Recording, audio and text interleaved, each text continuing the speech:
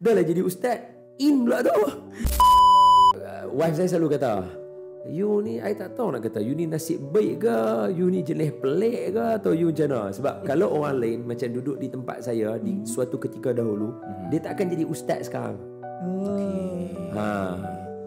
Faham tak? Sebab okay, first of all, antara yang saya, macam wife saya selalu kata begitu, sebab dialah, saya bukan budak bodoh, cuma skill saya ketika itu, waktu itu, saya punya minat saya. So, kalau ikut route, hang tak sepatutnya jadi ustaz.